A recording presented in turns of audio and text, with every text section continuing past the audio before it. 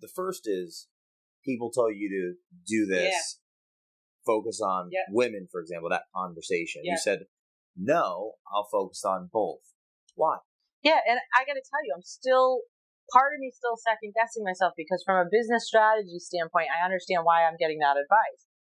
That advice is smart. Just like I told the loan officers, don't go out with your rate sheet on a promise of good rate and service. Differentiate yourself a niche. I'm a niche.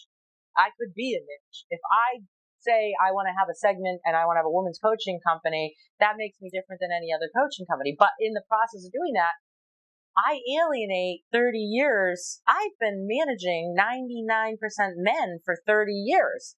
Those guys are my boys. They would kill for me. And there's some brotherhood there. I got some bro code in me that runs deep.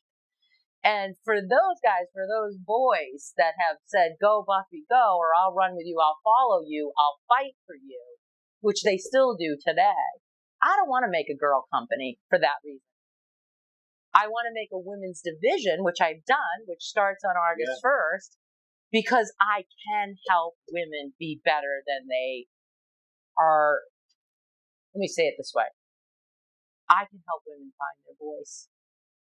I have hit every intersection along my 30-year career that personal battles, all the labels we could call, I won't even name what they are. Women still, really in the whole historical part of our world, women are still oppressed in some ways. We know the stories. I don't want to compare women to blacks or ethnic groups that are minorities that are struggling to overcome their oppression. And we're somewhere in this cycle of history. But I can't ignore the fact that there's momentum. So for the positive side of this moment in time, we've got our heel in the door and everybody sees the door is cracked open. I feel obligated because now that looking back over 30 years, I see I did do some incredible things by percentages, that maybe these women want me to advocate for them and help them find their voices. And that's what made me decide, yes, I can be a voice for women and I won't alienate the men because I still have a coaching company for everybody. But I am going to help these women. And so I have built a division that not only is going to give the same education, business fundamental education that I've created through the virtual training platform, coaching, but it's going to be the first of its kind subscription. There's communities. We have awesome communities in the banking industry, Empower. I don't want to miss anyone, NAREB, Kristen Messerly's cultural outreach and Women's Mortgage Magazine has done incredible things. Companies that have done awards, MPA, MNN, Most Powerful Women, first of its kind to do its show. And the list goes on and on and on. However, we are going to be a place where if you are a woman in the workplace and you are encountering something today and you don't know how to handle it, we are going to have a 1-800 number if you're part of our subscription where you can call in and reach somebody that is going to coach you through that situation. And it is not going to be an HR.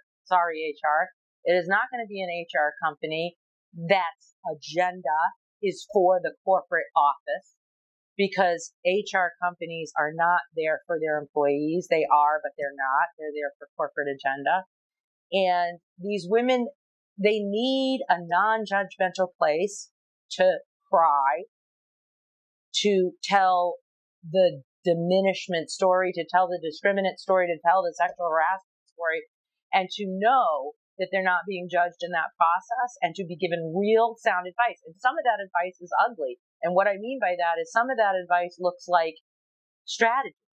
Some of it is don't let them see you cry and go in there and lay this plan down and ask them these questions and get these answers and hold them accountable to these tasks. And in that, we are protecting these women in a time when they absolutely need to have strategic So you're creating